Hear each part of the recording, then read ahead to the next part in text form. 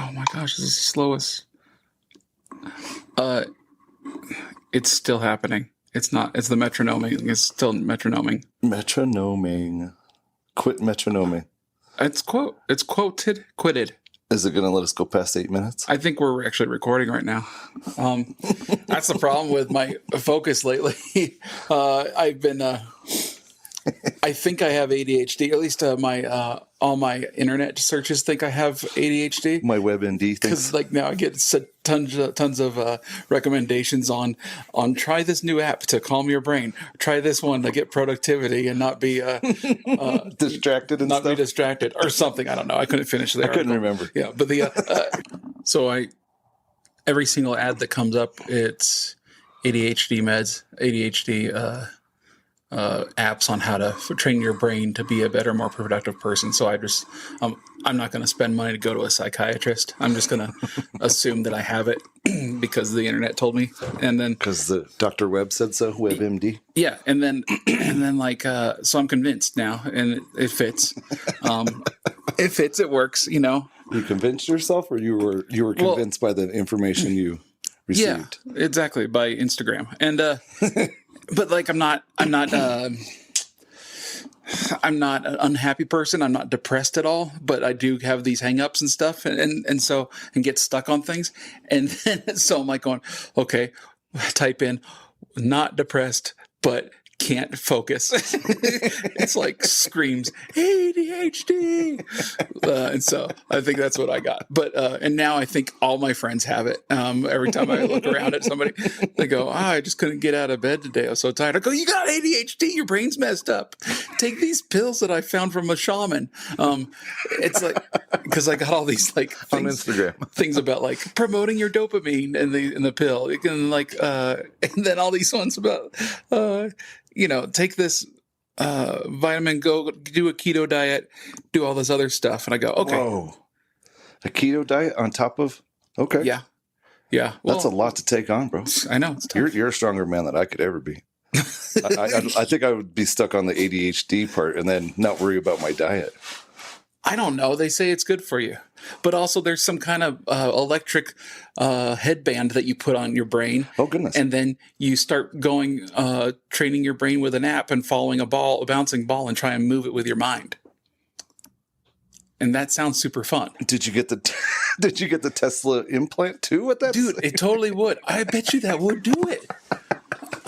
Yeah, like, because the Tesla implant would take care of the ADHD. You wouldn't need meds. Yeah, because the guy, the first guy was interviewed, the first guy with the first Tesla implant, he was interviewed by Rogan, and fascinating. Was he Rogan did it? Oh. Yeah, and the guy was so entertaining. He's a really funny guy. Yeah. And he's quadriplegic. He can't move his arms or legs, but it's just one of those things where he's going to be set up like an automobile, like a fiber optic or CAN bus system, but where he has the wires there, a netting into your brain. Yes.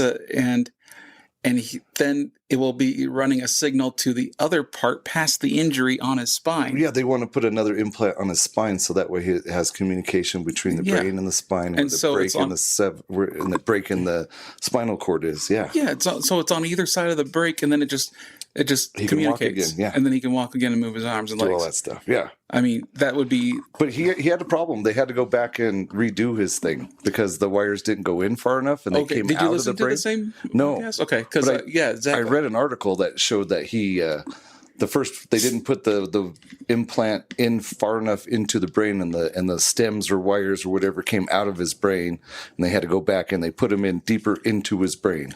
Dude, it's because the wires pulled out of his brain, pulled back a little bit because his brain expands and contracts. His brain, everybody's brain expands and contracts with your beating of your heart. Yeah, and I guess it can expand and contract even more than they anticipated. So the flexibility wasn't in the wires, and it pulled back, and it's not going to creep back in. But he says that his nerves kind of made the connection still, so still like 100 of them still work, which is.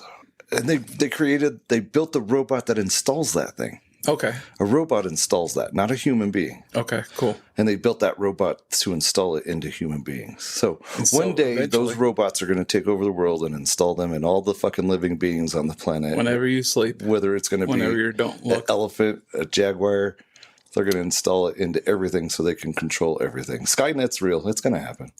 Yeah, I guess so. Because if he's quadriplegic, is hooked up to that computer, and it's just making a Wi-Fi or Bluetooth kind of connection between the top and the bottom of his spine, Right. then who's to say that? Yeah, We're not going to control every other living thing that we can. Why would you stop with humans? yeah, and You're going to move on to animals and everything else. and the Coca-Cola company is going to say, "Hey, you need to buy our product. We'll walk you over towards the refrigerated section hack you. of our." Of the convenience store, and then I don't want to get it, and it goes into your back pocket and grabs your wallet and reaches out. Cha-ching!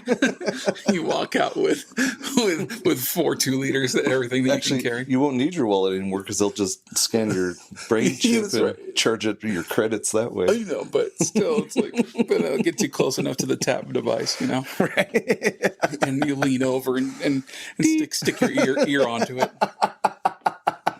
That would be awesome, wouldn't it? Payment process. Thank you. Gosh, yeah. Why can't we just go the old-fashioned way and pay for everything with a 666 mark on the back of your hand Whoa. or your top of your forehead? You know, good times. Anyways, moving right along. I do miss those days. Moving along. I know now. Remember when barcodes used to be the sign of the devil? Yeah. That's because the laser was reading it, and that has to be the devil's work. Why couldn't a laser read a barcode and tell you how much and what it is? Lasers are awesome. They're straight from Jesus. I don't think they're. They're using lasers to split atoms and protons now. Yeah, I know. Because I think we need more atoms and protons, and like we need to split them in two. And another Big Bang Theory. There you go. My uncle works for Fermi Labs out in Chicago. Oh, There you go. jeez. How cool is that? Can we go visit him at work? Yeah, That'd be the ultimate podcast. it'd be fun. Okay, let's do that. Let's do that. Next week from Fermi Labs. Wouldn't that be rad? But no, I think there's a lot of things out there that I don't want to do, but I think the ADHD thing is going to be. It's kind of funny because I took a bunch of those things. Speaking of focus, but I took a bunch of those supplements or whatever, like this like dopamine supplement, and then all of a sudden I'm working in the garage, and then 7 hours are gone, and I've disassembled that small block Chevy. I've cleaned up parts of the garage. I've found tools that I've been missing for a year. You know, it was great. It was a huge amount of productivity, and then it like wore off in the afternoon or whatever. And then I kind of go back to my senses, going like, "Who was here? I just time traveled, and all this stuff got done." It felt like I was doing it, but I don't know. Yeah, so it's pretty perfect. So I think that's what's working. I'm gonna. So the dopamine helped focus, and a creatine diet helps with the focus too. Of course, whatever you put in your body helps you run and Yes, manufacture. exactly, doctor. So if you put in the right things, your body's going to function better. Yeah, you're an amateur doctor, Greg, and you speak it real well. That was Joe Rogan's statement right there. Okay. Thank you, Joe Rogan. But it's like a it's a dopamine deficiency or whatever that I don't Causes know if my ADHD? body can't produce it or something. I don't know. I can't produce insulin either because the pancreas is broken. Thank you. And so vaccinations. it might be a kind of a thing that has something to do with sugar ability to process sugars and all this other stuff that also gives me a hard time with the dopamine product. Isn't dopamine the thing that gives you gratification when you do something? I think so. Yeah. How would I know? I don't have any. I thought your web doctor helped you with that. Yeah, I don't know. I don't know. This is a car podcast, but right. Well, we talked about Tesla. there you go. Problem solved. Do you have? Is driving different? Is working on the motor different? Is all the mechanical sympathy things that you do different with the dopamine enhancement? Probably. I mean, but like driving makes me happy, so I don't fall asleep at the wheel. So I there's your never have that dopamine issue. there. Yeah. I get, so maybe it's just things that make me happy and also are a challenge or whatever. So Right. it's like, some of the happiest things I've ever had are like when I'm dating really highly dramatic girls that might kill me or whatever, because I'm like, oh, no, this is a fun challenge all the time or whatever. Losing weight, feeling great and kind of happy or whatever, and there's insanity going off. I'm dodging bullets and it's really fun. So it's like, You yeah. haven't eaten in 3 days. This is fun. Yeah, this is a fun. great challenge. Wait a minute. Why do I feel so good?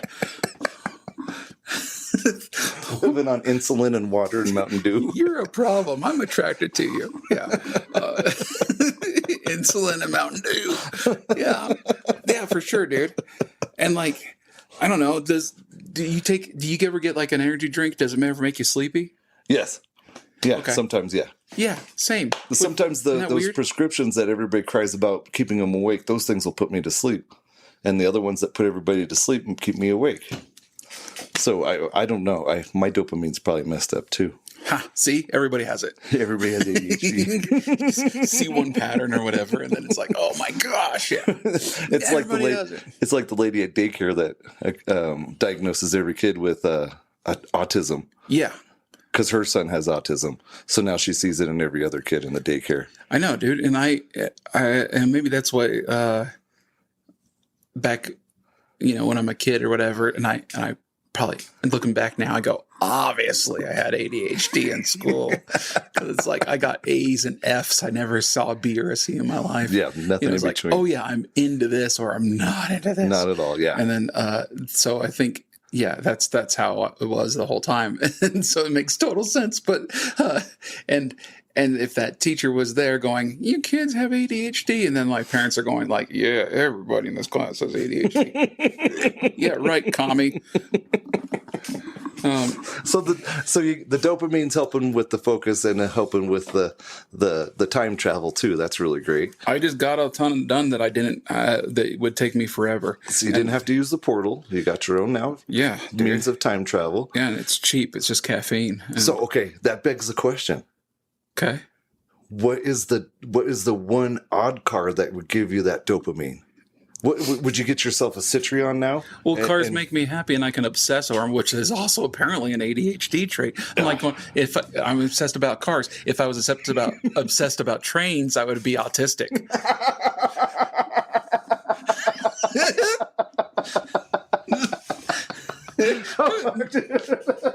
Then I'm autistic and ADHD because I love both. All right, I need all kinds of help, dude. let's do it. How am I autistic at 52? I don't know, dude.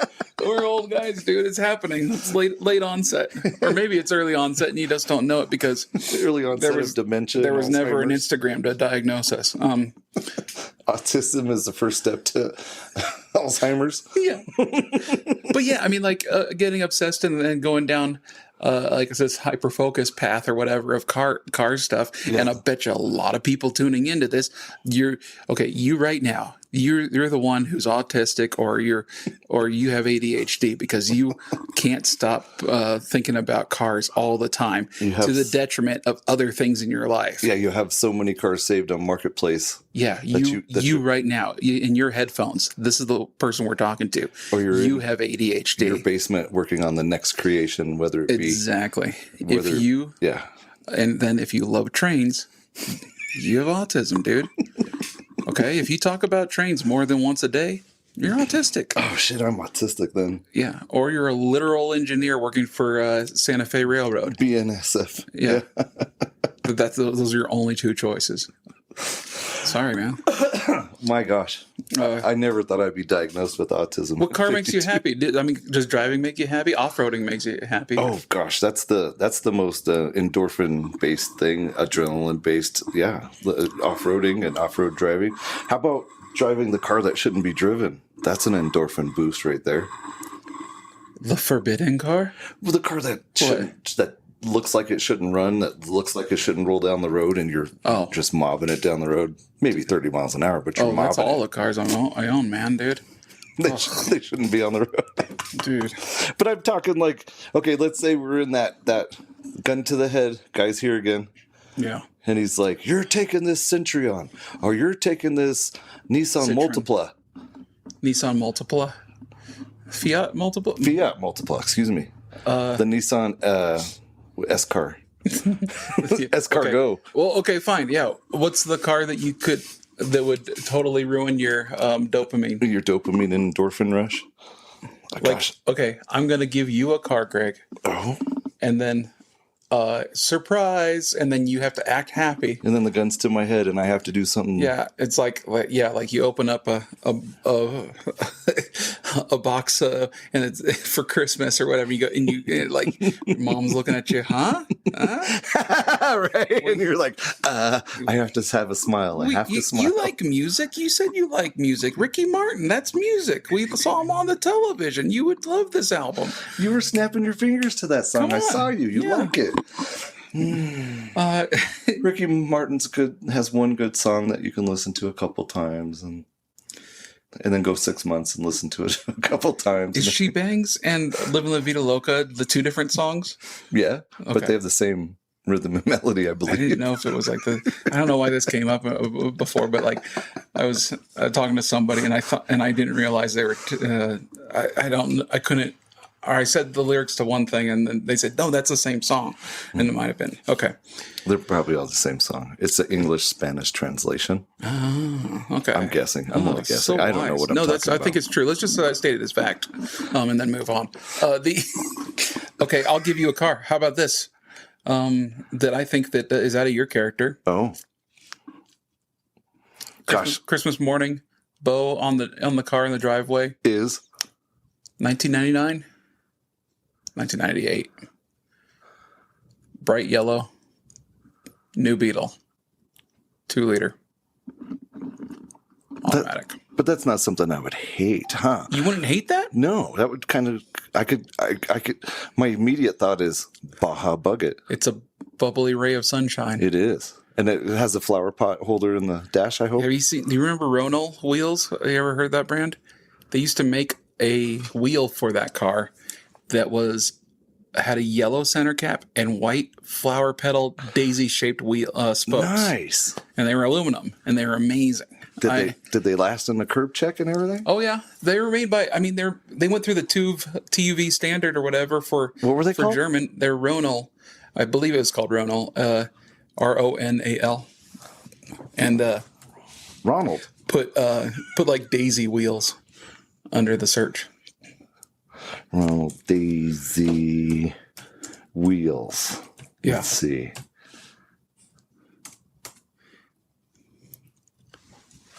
Ronald, great passion for wheels. Ronald. Oh, no D. There's no images. Show. Yeah, there's no images.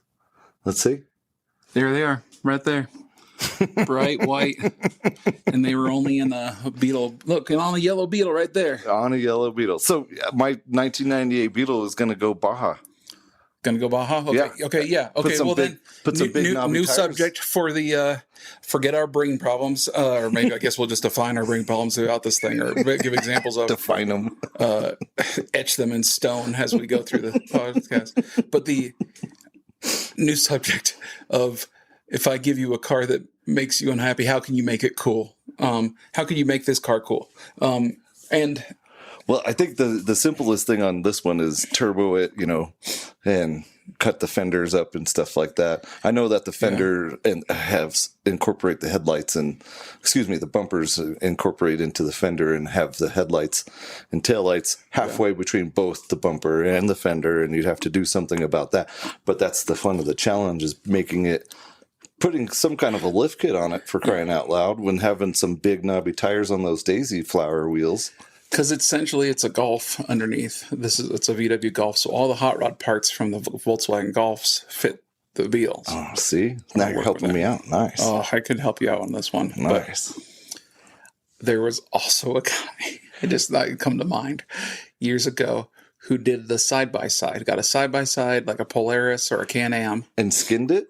skinned the Beetle and put it on top of that. Right. So it was a long travel suspension, and he had the red and yellow stickers and the all that fun stuff and the lights on it. So it was a more modern Baja Bug. Right. Yeah. And that's I bet he probably made it street legal too, the fun guy. probably, and I've seen like them do that with Suzuki Samurais lately. That's a new trend too. Skin them onto Polarises or something? Yeah, on the side by sides. Yeah, the Can-Ams and Polarises. It's like, That's yeah, delicious. because it's light enough or whatever. And then you could probably, I wonder if you could actually, if it probably wouldn't be street legal anymore still, because it wouldn't pass emissions with that. I don't know. What emission standards would it have to pass?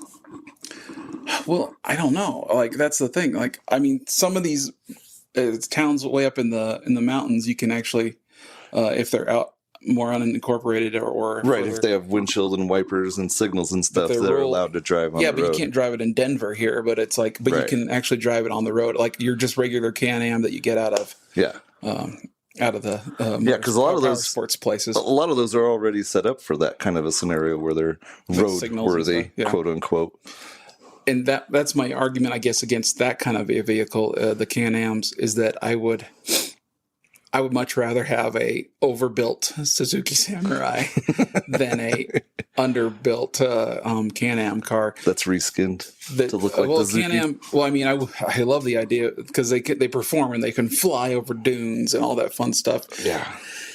But that part of where you're spending 25 to 30 grand on this vehicle and you can't drive it into Denver, Right? That seems crazy to me. yeah, is frustrating. And Denver, not meaning just that you go to the Capitol building and stand on the Mile High steps, but that you can drive anywhere in the suburbs or anything like that in surrounding town, just so you can,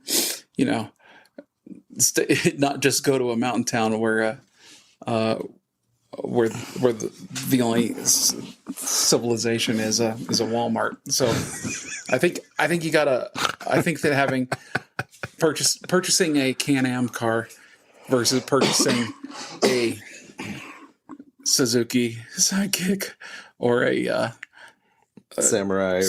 a Metro, Something like that. not Metro, a Tracker, and then Yeah. and having it built up with a Cal Mini lift and all these fun stuff, then Then you could drive it to the trail legally. and save $10,000 to $20,000. Well, yeah, because you spend $25,000 on the side by side or the Can-Am, right? And then you have to pay another $2,500 just to be able to haul it anywhere because you need a trailer for it.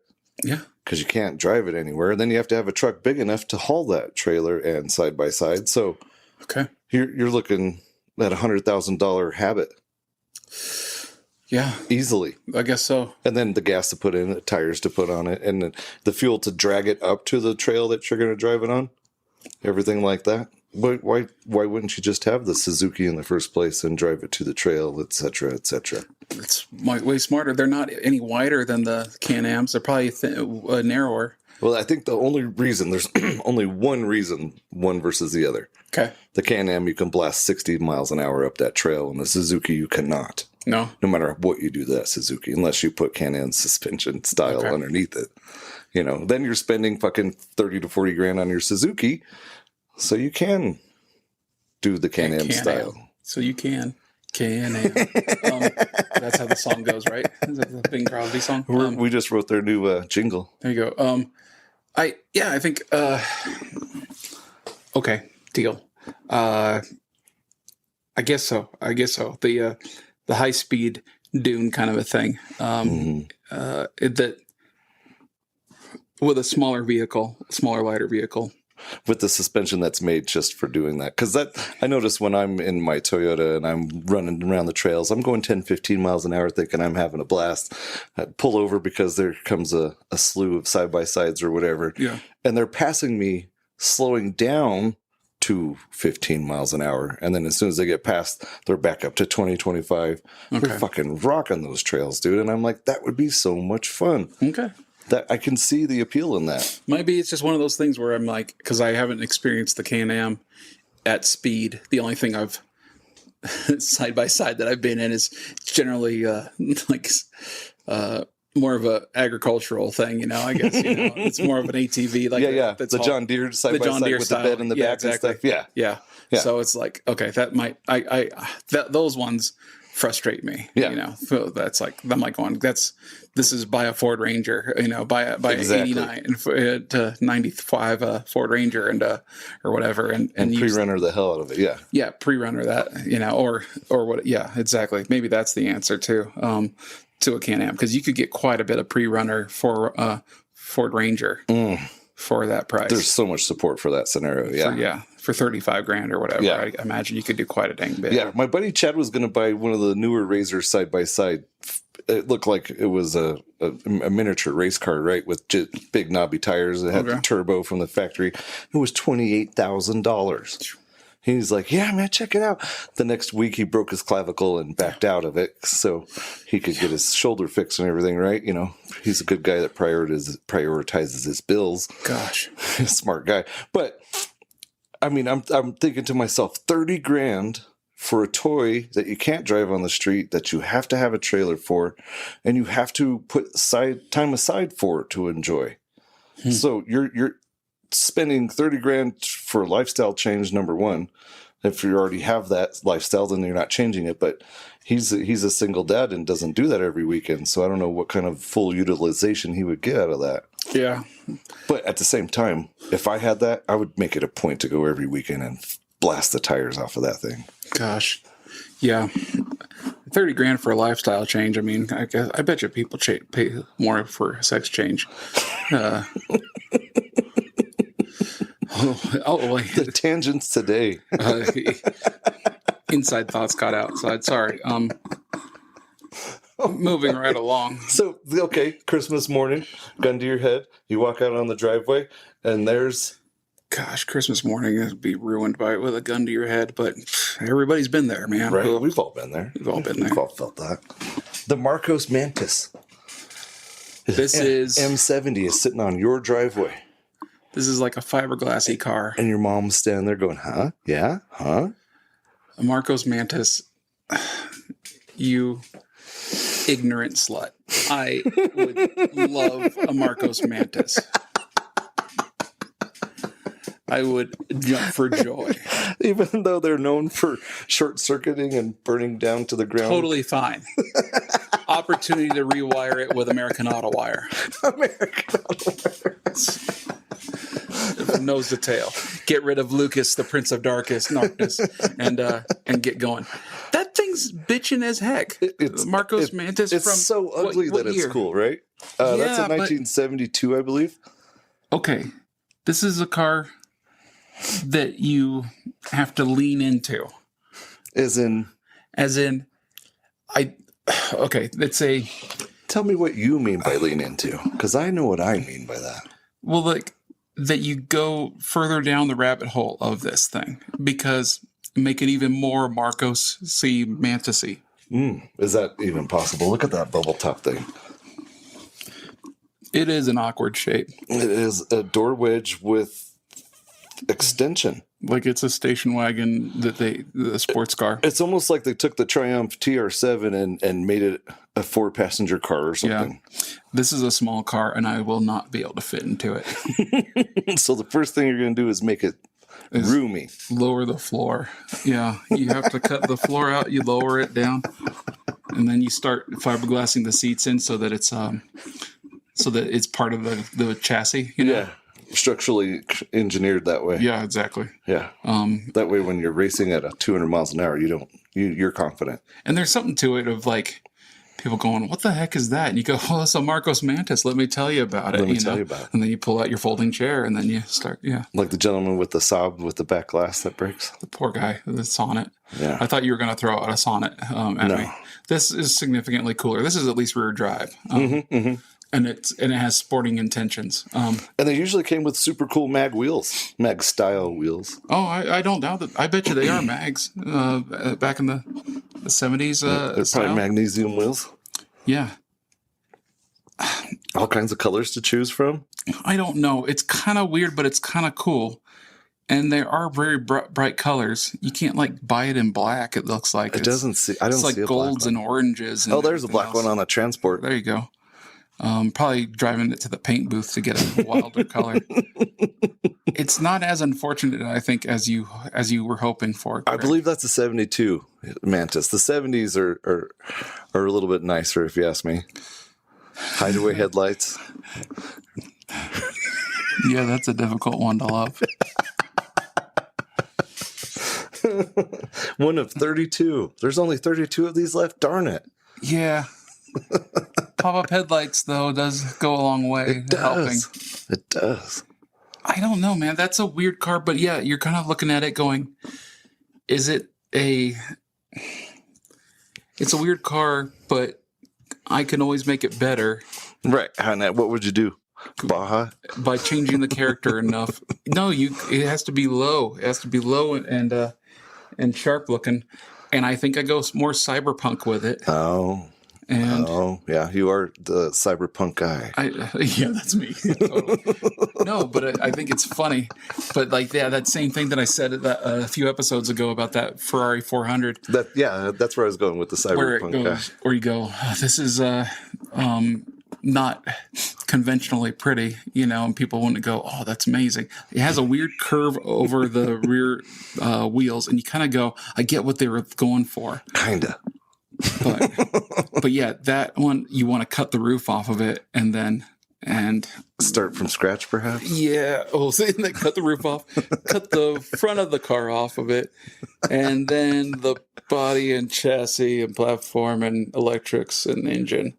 And then, but those mag wheels are cool. Yeah. You got some cool mag wheels to start on. I mean, you Put them on your MGB. Let's get going. It's about their foundation, though, where you start with good wheels and you build up from there, right? Yeah, but I mean, I don't know. I think it's yeah, you're not getting parts for it. You're right. So it's like, so I got to build my own. So you're doing your Thing. American wiring harness. And yeah, you rewire it. What engines did they have? Did they have some kind of Triumph or something in there? But I mean, you would. I didn't search that far into I think them. that would be more of a, if anything broke, you pull it, and then it's Miata time. Miata drivetrain, Miata chassis underneath, and then Right. and then you have this unusual looking lightweight car. Because it's fiberglass, right? And then you just rocket that around. I can't remember one of these cars I was looking at. The 0 to 60 time Mantis M70 is the one you picked. Yeah. was the 32 seconds. 0 to 60 in 32 seconds. Wow. Yeah. I mean, that's a scorcher right there. You're making the earth turn under On you. this car? No, I can't remember which one it was I was looking. Because I was researching this a little bit. What would you do if, gun to the head, you were given this worst case scenario kind of a car? I guess I'd pull the trigger.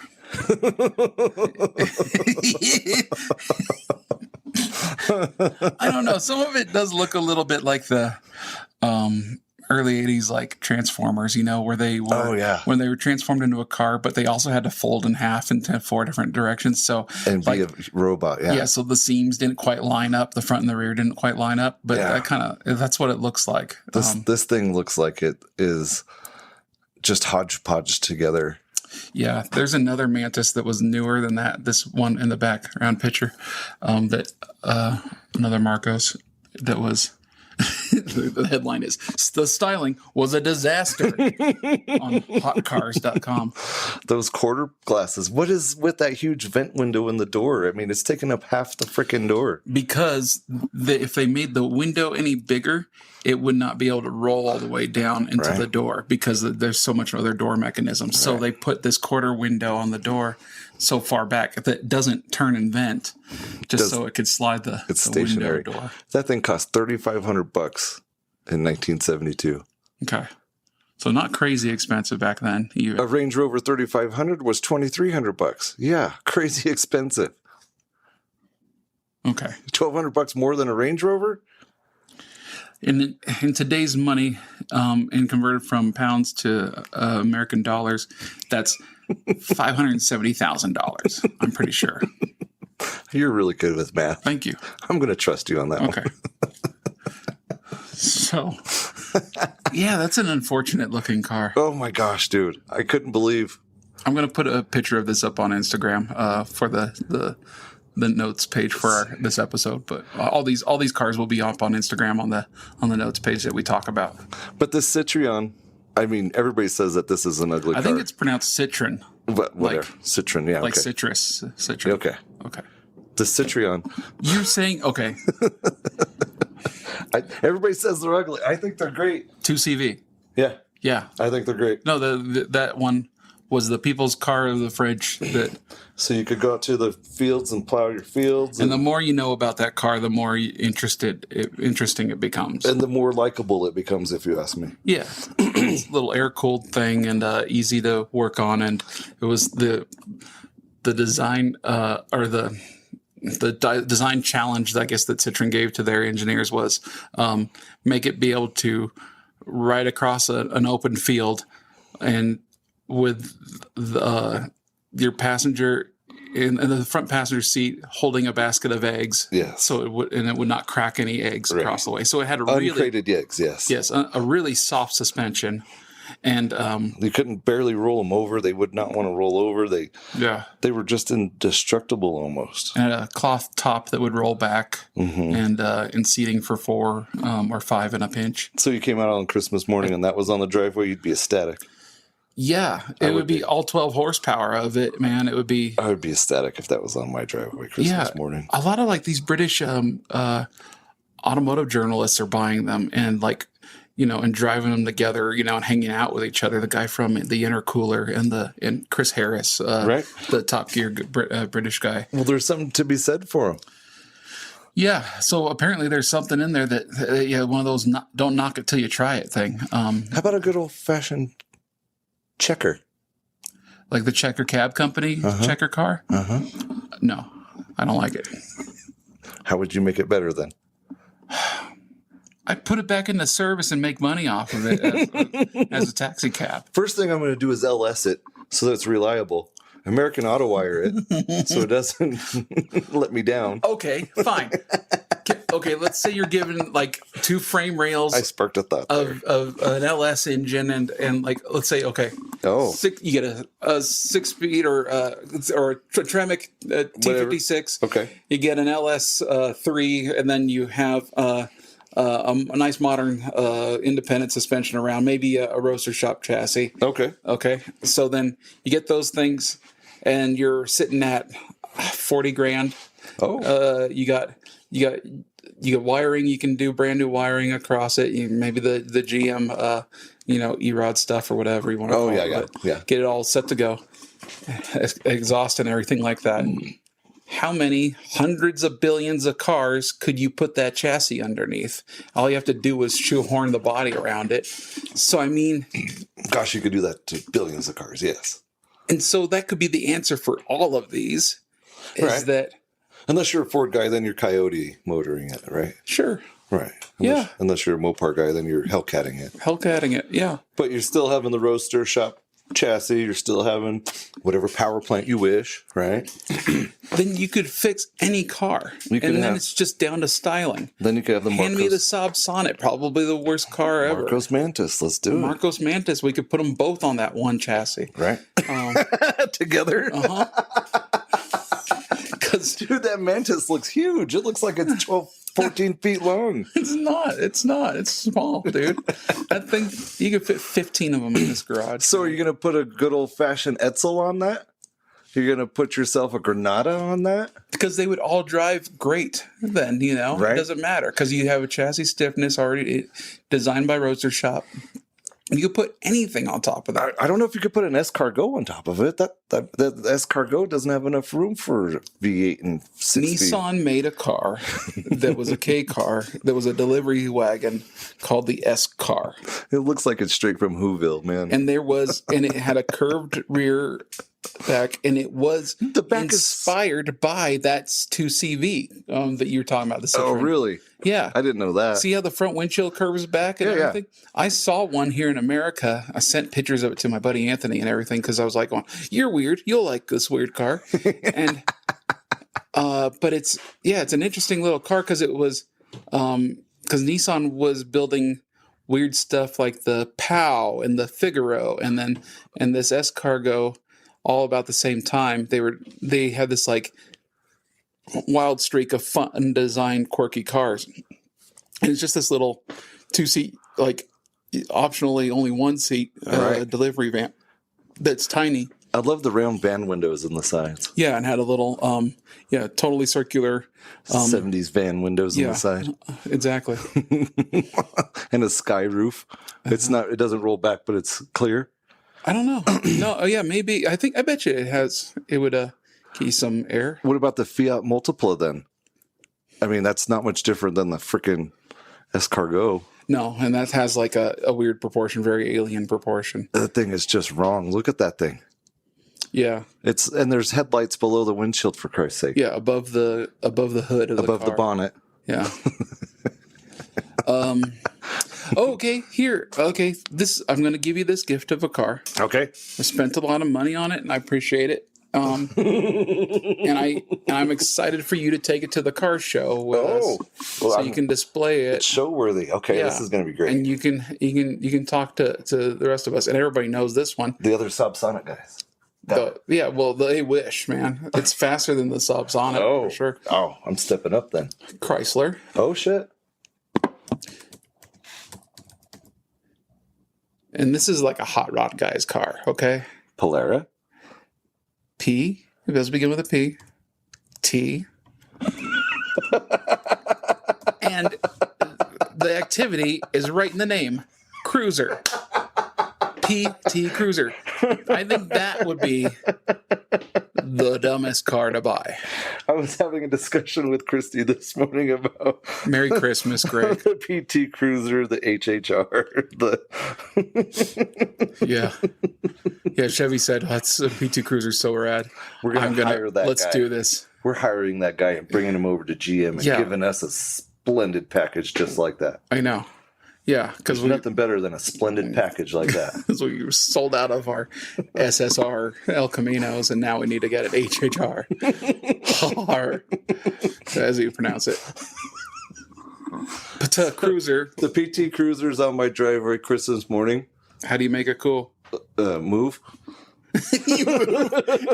That's a difficult one for you, isn't Just it? move. Leave that at the house and move. Is that one painful for you? That is a difficult- painful one, yeah. Okay, good. Yeah, I knew Yeah. it. I knew it would be because it would hurt me too. I mean, what is the platform? That's the platform the same Neon. as yeah.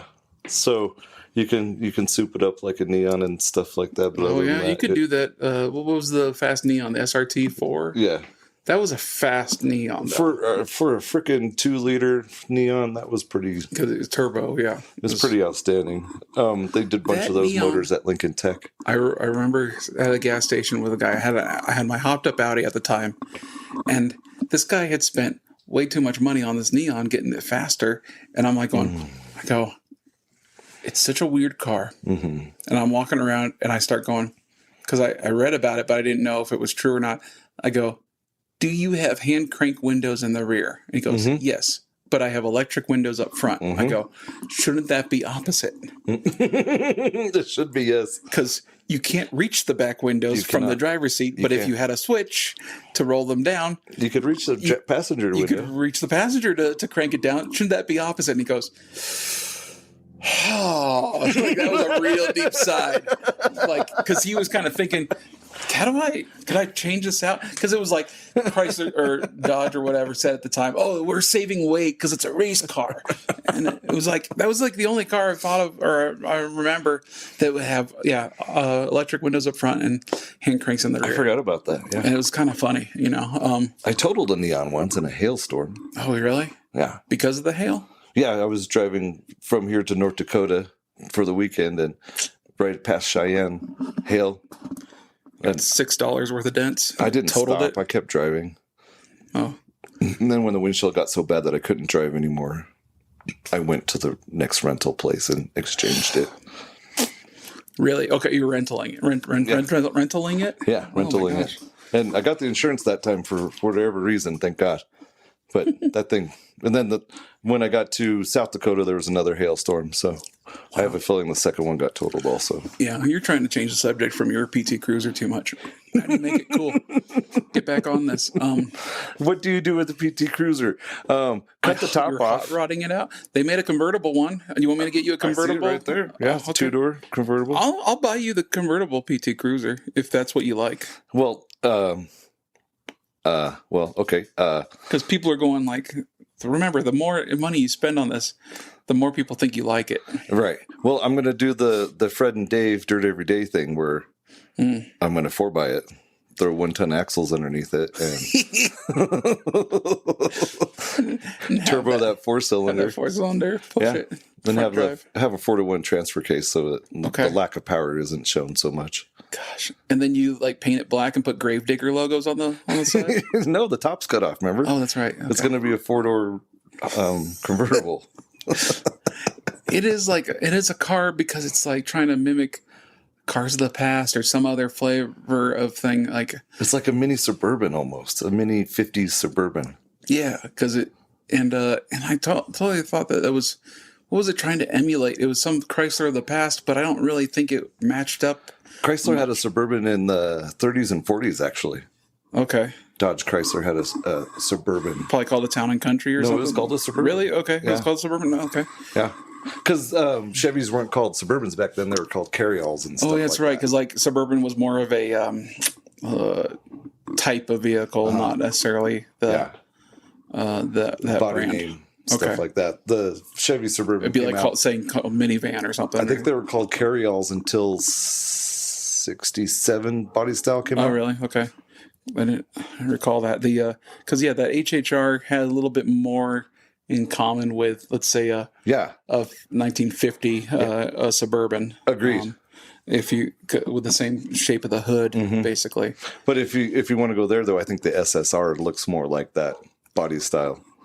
The round Sure. fenders, the round hood, and all that stuff. Yeah, and I so think that was their modern, quote unquote, version of the 50s truck. because and you see those SSR, the SSRs, the Chevy like El Camino, basically of the early 2000s, and it was Yeah. a real cartoony shaped Very bulbous. Sorry for cussing. Craig. Voluptuous, bulbous Dude, pickup truck. Yikes. Had a, speaking of dopamine urges, oh my gosh, this is hit hard. But that thing had a lot of curves to it. Made it look like this old style shape. They should have just called it the El Camino, and it would have lasted longer if it was. I think the El it might Camino. have, yeah.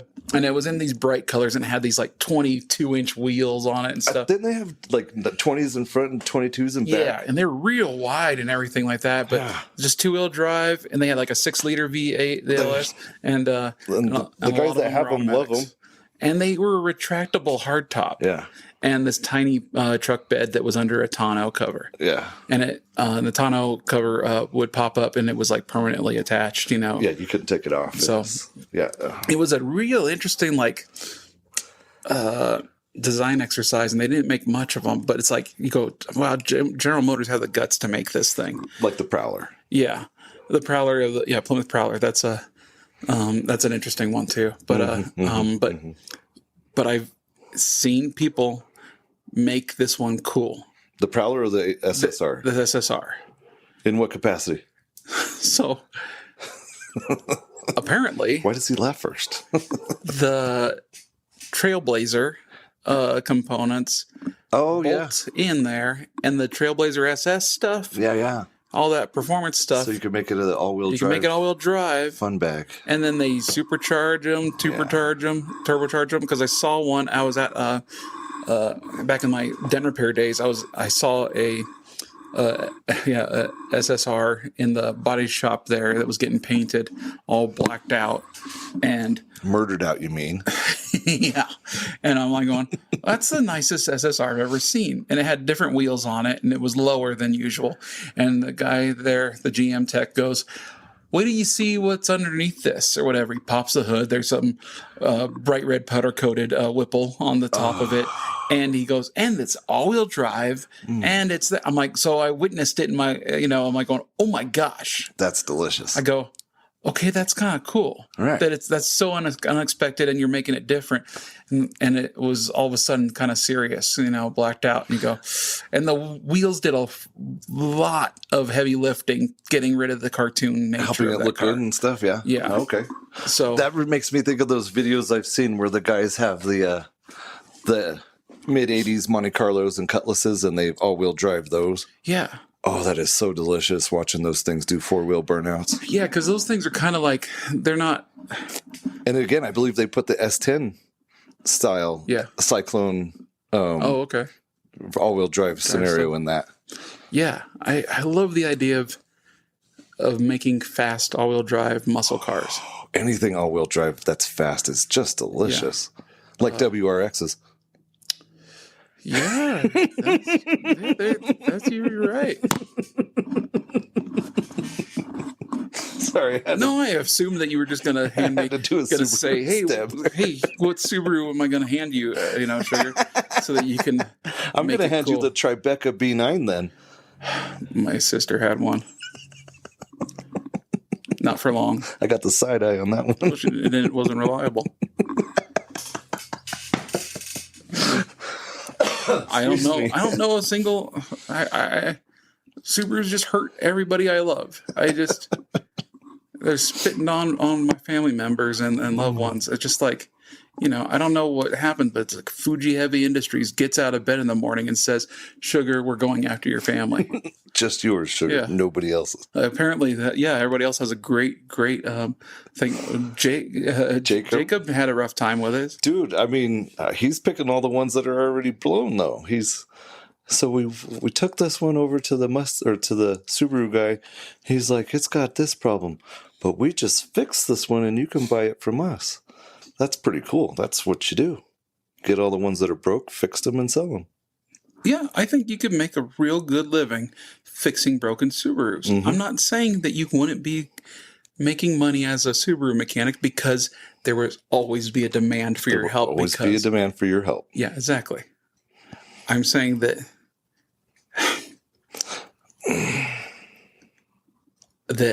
they're a bad idea to purchase. Anyway. I will give you some solace in the fact that my cousin who actually had the longest run of Subaru loyalty has switched to the Chevy Blazer. He had a Subaru Loyale? Mm-hmm. Is he? Sorry, stupid pun. Good wordplay. Good I wordplay. had my previous brother-in-law had a Subaru Loyale wagon that he bought for $50 whole. Nice. It was the greatest purchase of any car. Best purchase price. And because it ran and drove, and then he ran and drove it to the end. He decided one day I'm going to destroy this car. It's not coming home with me. That's a good, fun plan. Went to a construction site with a bunch of sand dunes on it. And I showed up to go hang out with him because he said, hey, we're going to destroy this car. And him and his buddy were already mid-destruction. And I showed up basically to give him a ride home. And the roof had been sawzalled off of it. And he thought, I'm a genius. Didn't I say that? Convertible. Didn't I say that earlier? He did. Cut the roof off. And it ended up cutting the power to the taillights also. So he had no brake lights or taillights. And then also, because I'm not sure where you I need was them. following him to like the second location, because you make your mayhem at one and then you go to a second location. Okay. And like when you're setting off fireworks, you don't do it all at once. Yeah, you don't stay in one area. place. You move around. Right. You set off 5, you enjoy your time for 15 minutes. You go, ooh, that's fun. Okay, now we got to find another 7-Eleven parking lot. Right. And go across town. So yeah. It's Because now they got cameras. exactly. But everybody switch outfits. Let's go. Because we're enjoying our freedom in America, Our survey. where they should just leave us alone and let us enjoy our fireworks in peace. Hold on, let me turn off my phone so they can't see or hear me lighting off these fireworks. Exactly. There's in the neighborhood it says $300 fine, HOA fine for fireworks, and I go, yeah, Is that all? I can afford that. That's all? So why don't you just say, Can I just pay you the $300 now? here's a $300 permit to light off fireworks? like, okay, that seemed like a steep fee for a permit, but all right. but yeah, a big party with all your friends or whatever, Yeah. shooting off And the cop shows up. I got a permit. screaming meanies and bottle rockets. Hell yeah. Sorry for cursing. I'm not sure. You're pretty excited there. Oh my gosh, hopped up on Coca-Cola, Diet Coca-Cola. Diet Coca-Cola. But Where's your gummies? right here in the bag. You want some? No, they're usually sitting on the table. I thought it was a little odd. Oh yeah, I got a big old Costco. There we go. Okay. Welch's. Now we're podcasting. Done. Okay, but yeah, if you were gonna give me a Subaru, okay, and say, okay, make this cool, then You know what I would give you? what? A 1985 GLS 2-door hatchback. Oh, come on, dude. Oh, yeah. No, at least give me like a Hawkeye Subaru WRX or something. No. STI. Nope. Nope, it's going to be an 85 GLS maroon with tan interior. How do you make that cool? I'd go 78 Star Wars cosplay with it. Oh, goodness. Do tell. Spray on a bunch of, because I assume that it's going to be like tan. No, or, it's maroon with tan interior. oh, is that what you said? Yeah. You already say that? Okay. Yeah. I'm picturing it in my head right now. It's delicious. Maroon's even worse. How do you make maroon cool? With the white spoke wheels? Come on. The white wagon wheels? Like those Steelies that like looked like they were stamped Yeah. really fast and they came out rusty from the factory. Those things. You are the most negative Subaru guy I've ever met in my life. I'm not negative. That's the best thing I could say about them.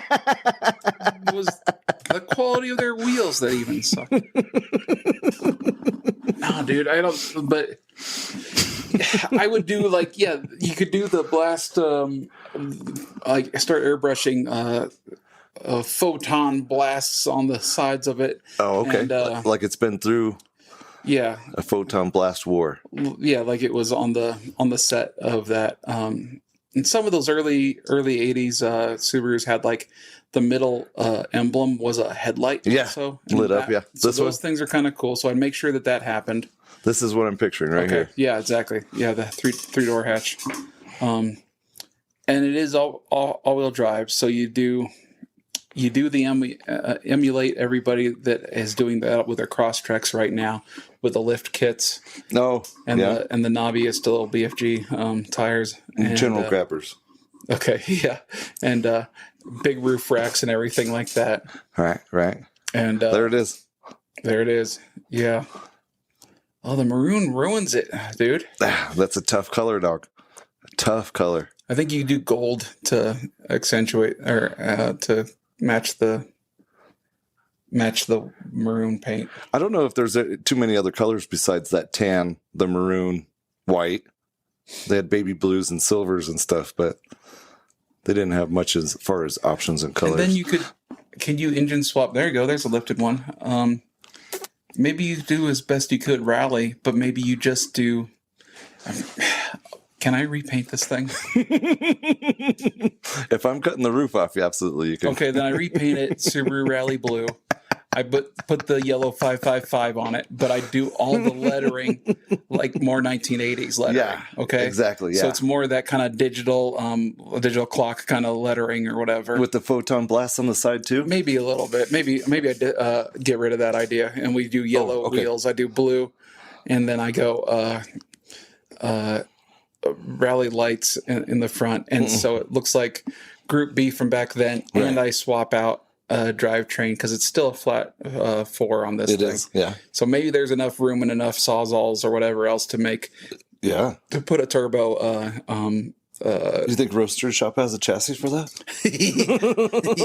They'll build you anything you want. You got the cash. Right. But they'll talk you out of it, I'm sure, when you can show up there. You go, okay, I got an 87 Justy or whatever, or GL. And then they'll go, okay, man, yeah, let's talk to somebody who's like in the medical field for you. I forgot about the real quick. Subaru Justies. Come on. Those are, Those were not a flat 4. Those were some of those were 3 cylinders, right? yeah, but they were an inline and they were a more reliable engine. But Because they were the flat. I'm just mad at Subaru because they didn't. they haven't fixed that issue of head gaskets and oil leaks up on the heads and rings that are blowing apart.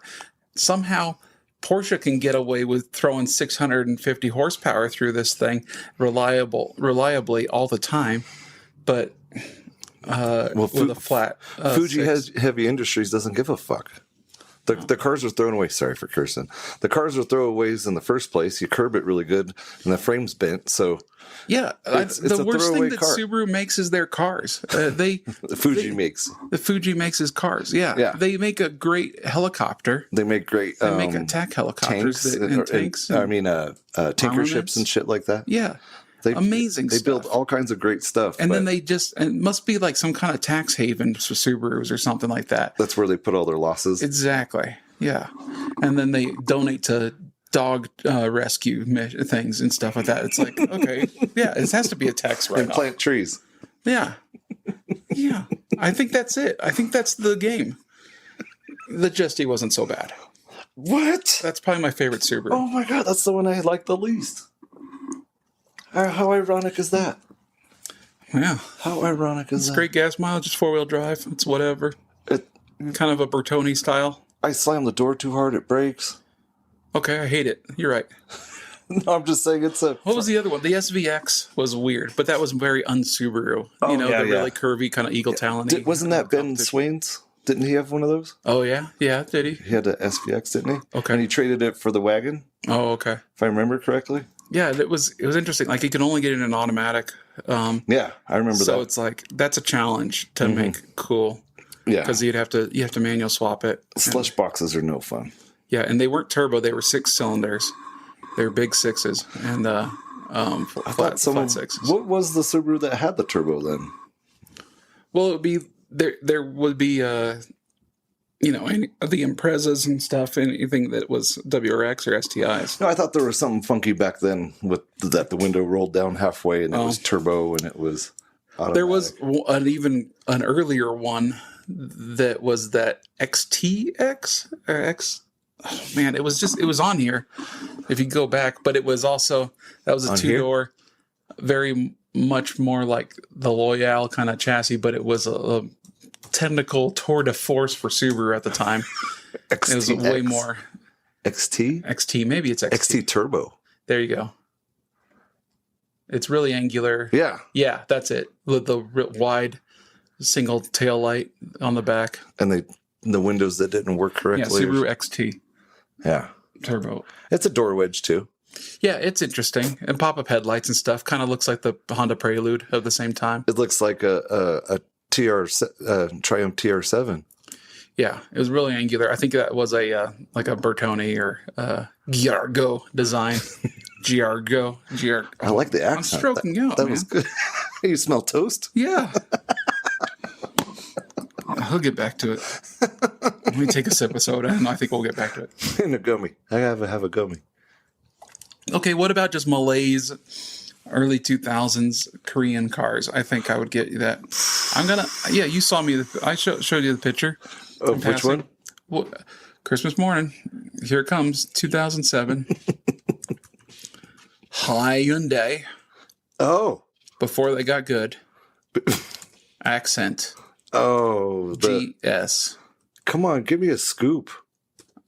It's on the buy here, pay here lots in Lakewood. $2,988. Automatic. Why can't I have a scoop? 135,000 miles on it. So, this guy I used to be friends with, he actually had one of these and it was purple. And Yeah. he loved it. He absolutely loved Really? it. Yeah. Okay, because I know nothing about this. So maybe there's people here listening that are going like, this is the best car ever. And this You don't guy- know a dang thing about nothing. This guy's 6'2" and he's 200 pounds and he found it to be a comfortable, reliable car. He loved it. And How do you think he drove anything cool? no. Just this. No, he drove some cool things, but his opinion is not respectable. So, Yeah, because he loves this thing. right. I understand loving a car because it's like the only thing you have there, or the memories around it. You know, Well, and sometimes it's a step up, so that's why you love it. maybe you love having a tumor in your brain because of all the attention you get. But that's not an excuse to say, let's get this Hyundai. Let's buy another one. Right. I enjoyed this one so much that I'm going to get another one. And he bought another one? No. Oh, okay. But he would. I bet he would. He was also a fan of Dodge Dakotas when they were square. You get a Shelby version. That's how you make that cool. Remember? Yeah. Convertible? Yeah. Shelby? yeah. Dakota? Dude, we're talking about taste here, though. His taste is I didn't say it's cool. square Dodge Dakota pickups. I'd say that the Shelby Dodge Dakota is owned by the bully from the ski school movies. And if you beat me to the bottom, you get my girlfriend. Yeah, exactly. She's like, what the fuck? Yeah, it's like, why am I part of this? Why am I involved? And if you lose, do I have to marry this guy? I don't even know him. He's just the guy from out of town who's got a cool haircut and something to prove. Okay, but this is the same guy that in high school we I had. don't want to date this guy. There's no way that he comes from a family of means. Now get back in the Dodge Dakota. Let's put the top down and go into town. This is the same gentleman that had the 68 Thunderbird with a 429 Cobra jet in it that we ran from the party with the keg in. So he drove some cool cars. He had a Trans Am at one time. Okay. And he went from the Trans Am to the Hyundai, if I remember correctly. My timeline might be a little messed up, but Okay. I'm pretty sure he went from that 6.6 to the 2.0. Wow. Yeah. Do you have a guilty pleasure car? Do you have a car that like you'd almost be ashamed to? Don't worry, no one's listening. Just between me and you? Just between you and me, yeah. Guilty pleasure car? Yeah. Jeez. Like one that you would like if you moved it to a new state, started a new life. You'd pick this car up because you go. None of my friends know that I'm going to buy this. It would be something. Do you want me to admit mine? Yeah, I have 2 or 3 cars in mine. 2 or 3? Yeah. I love the Golf Cabrios. I was thinking 92 911. A 1992 Porsche 911? Mm-hmm. That's not a shameful car. No, but that's a guilty pleasure. Yeah, but it has to be some kind of shame associated with it. It's like someone catches you dancing in your underoos to Britney Spears or Cher, you know. That just happened last night. Oh yeah, okay. My whole. And then I hopped into my BT Cruiser convertible and went off with the guys. We went to play pickleball. Jitterbug. Gray's in my corduroy OP shorts. Yes. People at work used to make fun of that car, the little Volkswagen Cabrios. Cabriolet? Yeah. The convertible Rabbit? But it said Cabrio on the back. Yeah. Oh, that's a newer one then. Okay. Yeah, the 90s one I like. The 80s square ones I didn't. I like the 80s square ones with the white top that every teenage girl drove. White on white, yeah. Yeah, I knew a girl who had one. But that might be the guilty pleasure too. Yeah.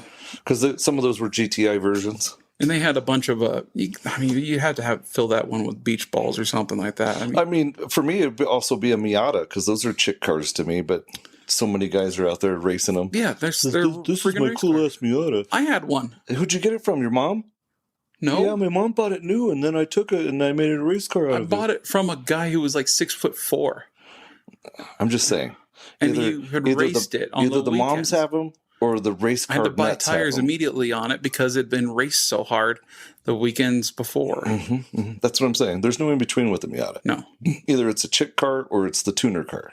Yeah, because I'm such a big guy though that I could I'm not gigantic or whatever, but I can fit through doorways fine. But like driving the Miata is a tight fit, but I was like thinking when I went to go buy it that I'm gonna have to do the Fat Man mod, which is you unbolt the armrest from the door and you throw it away. Right. And then you take the bottom part of the seat cushion out and then you scoop out all the foam until sit you're on sitting on the ground, basically. Yeah. But then you could put it back together. And he had already done that when I showed up. Because he answers the door and he's like 6'4", and I go, "Oh, you fit in it? Okay, I can fit in this," because it was the first one I ever bought, and it was great. Yeah, because you wore that car. You didn't really get into it, So it was so fantastic being a kind of a fat, slow guy all my life, and then all of a sudden having. It's like an Iron Man suit that you put on and you can run faster and go quicker. You just think. I got new shoes so I can run faster. Yeah, think where you're going to go and it just shoots that way. You know? Right. Even with its 120 horsepower, it was still. I guess I didn't understand what you meant by guilty pleasure then. What is your definition of guilty pleasure? That you wouldn't openly admit that it's. Well, I'm trying to get you to openly admit it. That I'll play along. But that you feel guilty for liking it. You don't like other people knowing that you enjoy this thing. I believe that was my 1990 Hyundai Scoop then. S-Coupe. Not that embarrassing. Dude, I really liked that car. Yeah, it was like the first sporty Hyundai. It was groovy, man. It was pre-Tiburon. Yeah, but those are fucking sick.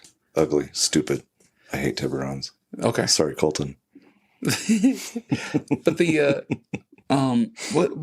Tiburon or the Scoop was their first they tried hard on that one. Uh-huh. They upped their game when the Scoop had ground came out. Effects and it wasn't like an ugly car at all. It was pretty mild, but it would fit in with all the other Hondas and But it was a Hyundai Scoop. I mean, just saying it, you have a little scowl on your face when you say back in the day, Hyundai was a problem. Right. Yeah. So, and it's the same time that accent that we were just talking about and all that, they were side by side at the dealership lots. Yeah, because I remember having a friend who, he's like, "Oh, dude, Sugar, you're a car guy. You dig what I just got?" And I go, "Oh yeah, well, awesome." And he goes, "I got an Excel," and I go, he says, "It was like $2,000 less than that Honda that you wanted me to buy, that Civic," and I go, "Yeah." Awesome, dude. There's a awesome. Yeah, dude. Hold on to that $2,000 you saved.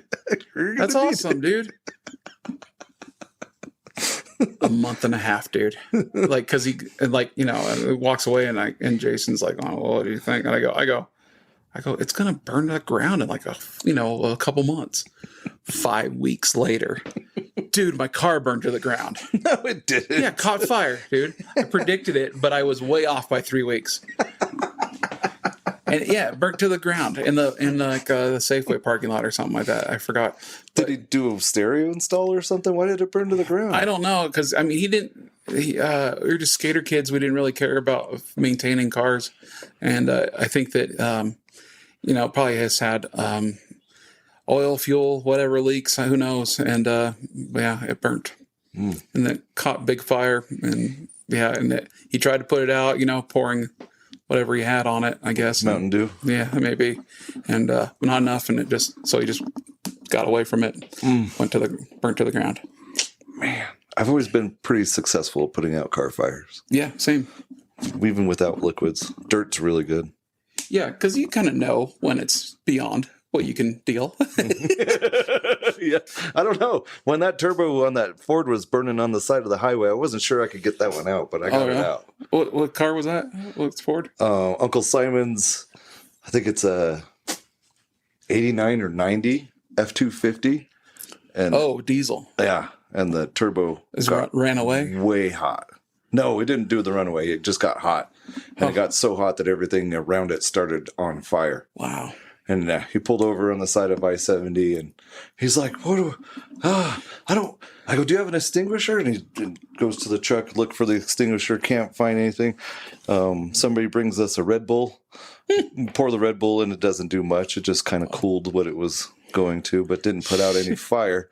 So then luckily he was on the edge of the asphalt. Yeah. And I'm just like a dog between my legs shoveling dirt backwards. Oh, okay. Up inside the wheel well, and wow, it actually fucking worked. Wow. Nice. Okay. Couldn't believe it. Jeez, dude. I did that when my Blazer caught on fire, and Okay. I'm going through the whoops, and the front end's bottoming out, the front axle's bottoming out, and hitting the frame, Yeah. and it's hitting it hard enough that it hit the fuel pump. The frame rail hit the fuel pump, the external fuel pump on a 454, and it started spraying gas, and it caught on fire. Gosh. Same thing, stop, and just start throwing dirt as much as I can like a dog. Dang, dude. That's rough. Did a I don't know how I got on that tangent. I'm sorry. well, Hyundai's burning to the ground. I Oh, mean, that's right. Yeah, I had a BMW, a 73 2002 TII. It was an awesome car. Still one of my favorites of all time. And it backfired through the mechanical throttle body, and like a mechanical fuel injection. It had a throttle body and it had a little bit, it was running rich, and it backfired through the intake, and the problem had been going on for a little bit. So the K&N or the air filter was was getting soaked by fuel, and it popped. It backfired through the throttle body, caught fire. I saw smoke when I tried to start it. One cold morning, and then pop open the hood and fire, and I grabbed snow and everything else to put it out. But yeah, that burned some of the insulation on the underside of the hood. But that was probably the worst car fire I've had. That wasn't in a controlled environment. I set a couple vehicles on fire when I was a collision tech. Oh yeah. Yeah. Burned up a couple headliners and stuff like that. Yeesh, okay. Yeah. That's embarrassing. Yeah, I haven't gotten too bad. Like usually smell the wires burning. I've definitely shorted stuff out and then and then run and knocked a battery cable off or something. Yeah, I haven't started fires with electrical. It's always fuel or welding. Usually it's welding. Okay. Welding. Yeah. Cut off torch.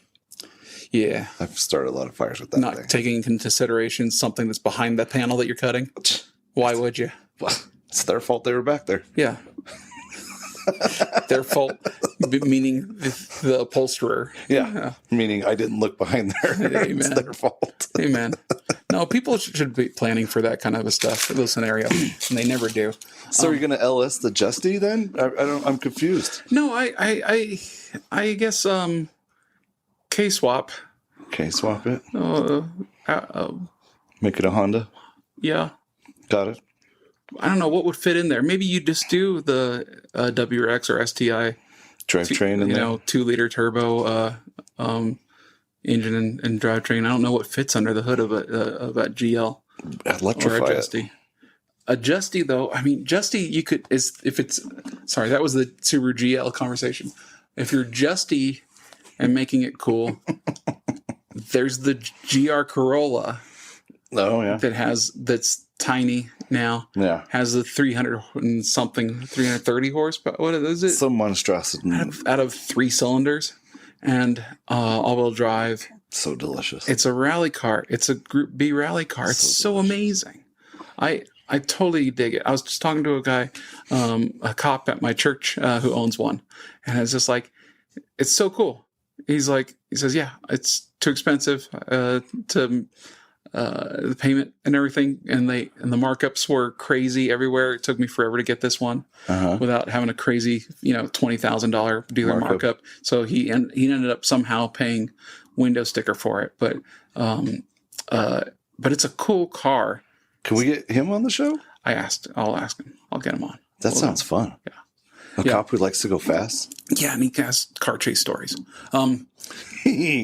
So let's do that. But okay. Sorry, it sparked a thought there. Guilty pleasure car though. I mean, and like that Volkswagen. I remember working as a lot tech at Volkswagen dealership, and when I would get a Cabrio 2-liter with a manual, it was so spat on as just like, this is a girl's car. It is, and it was silly or whatever else. And driving it around, I was like going, this is so freaking fun.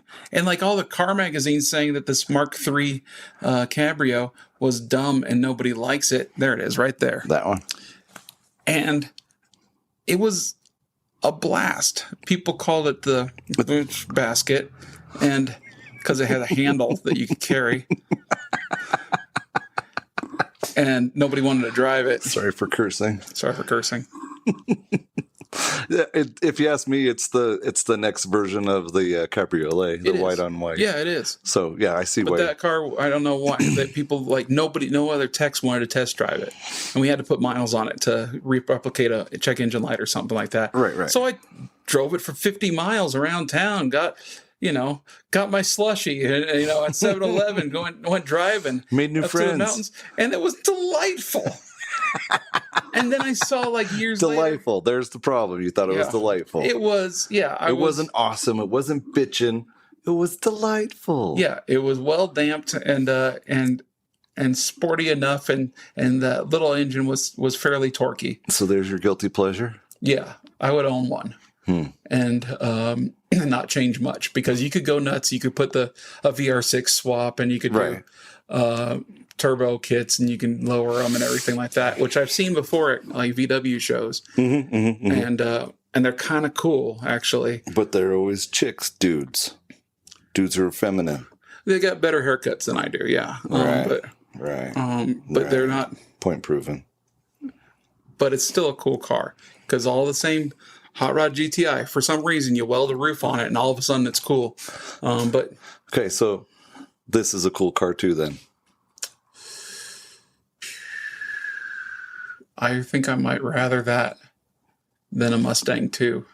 Oh yeah. Same platform, but I would rather this than especially that one. Get me a nice saloon. Ford Pinto, Saloon. Station wagon. two-door station wagon. Two-door station wagons. Fruit yeah, mother trucker. Whew. Fruit yeah, mother trucker. Do not apologize for cursing that time. Give me a That was for 1975 emphasis. wood paneled Pinto wagon. Brown on brown on brown on brown on brown. And you know what I'm going to do with that bad boy? Start a band in your garage. You know that. That's secondary. Carry your drums around to every bar that you can get it to. You know it. What else are you going to do with it? All-wheel drive it. Oh, yeah. Having those little 14-inch. Maybe move the fuel tank to a different. Well, that's why I'm getting location. the wagon. So Okay. because there's structural integrity. Get a fuel cell underneath the floor instead of. We were talking. Yeah. Well, Dad always giggled about it because there's a guy in California that had a Pinto with flames on it, painted on it, but they were backwards. Nice. It's like, okay, That's that how you was do such a common joke that you tap on the rear bumper that they caught fire, because Ford kids. Here's some more history. Ford when they made the Pinto, there was a flaw in the design. Oh my gosh, look at that wagon! That's a special edition with the opera window in the back. But Ford designed this vehicle and had the fuel tank right behind the rear bumper, so that when the rear bumper got hit, this 5 mile per hour impact bumper, it would actually pierce the fuel tank. And sometimes the fuel tank would move and hit the rear end and get pierced by the bolts on the rear end. Yeah. Either or. And so Ford said, I could go back and we can fix this and do a recall and fix it all. But then they figured, you know what? The bean counters said it'll be cheaper just to pay out in the lawsuits of restitution to the families who died, whose loved ones have died in those wrecks, than to fix all the hundreds of thousands of Pintos that we've already built. So, do you know how many accidents were claimed or filed and stuff like that? Probably 50 million. No. What? 75 million? 117 lawsuits. That's it. 117. That's it. Okay. Just 117. Not 500, not 400, not 300. That's not much at all. Right. It just got so blown out of Proportion? that, yeah, it's a Maybe huge... I'm on Ford's side on this one, huh? We should get Pintos. It'd be awesome. Actually, the Mustang 2, based on the Pinto, did it have the same problem? Not necessarily. They had more structural integrity back there. That's why I was going for the wagon, because it has a little more reinforcement. Yeah, because basically when they designed the Pinto, they were like, oh, that's too much. Just cut that off and make it a hatchback. And thank you, Lee Iacocca, for bringing us the Pinto. Oh, did he? Yeah. And he's like, usually it's 4 years development for a car. He did it in 2 years. Yeah. So every time they were like, okay, we've got a problem here, he says, do you know your bottom line? Just get it done. And they would just move on. Dang. So, yeah, the Pinto. I mean, Lee Iacocca is one of my diabetic heroes. we're going to do. He made peanut butter also. We're going to talk about Lee Iacocca in another podcast because he brought us the Mustang. Should we just do a Lee Iacocca podcast episode? We actually could. That would be quite the subject to do. Starting now. Okay, I think that's enough for today. That was pretty fun. But yeah, there's not every the joy of hot rodding. I think in that it comes just like I guess the final. What's the moral of the story is that you can make any car cool. Mm-hmm. It's just how much do you want? How much time, effort, money do you want to invest into? I think it depends on how much you love it or hate it. Because if you hate the fuck out of it, excuse me for cussing, then you're going to do everything in your power to make it cool and something that you love. And if you already love it in the first place, you're just going to take it to that next level of love, if that makes sense. Yeah, it's funny because, whether you love or hate the car, the result is that you're going to pour a lot of money into it no matter what. No matter what. It's funny. It's like, I hate this car. I'm going to put $5,000 into it to fix it. I love this car. I'm going to put $5,000 into it to fix it. That because it goes down to the heart of hot rodding, of guys returning from the war, World War II, and buying the used 1929, Model A's, and then removing the fenders and putting cool flathead V8s in them and stuff like that. Cutting down the windshields, putting bigger tires on the rear, flathead V8s, that they had access to, and the biggest tires they could on the small block back. Chevys, and putting them into it, so that you're hot rodding, taking this nerdy stated commodity, and now turning it into a menace on the streets, and making having a blast with it. So it goes down to the hurt of hot rodding, I think. I agree.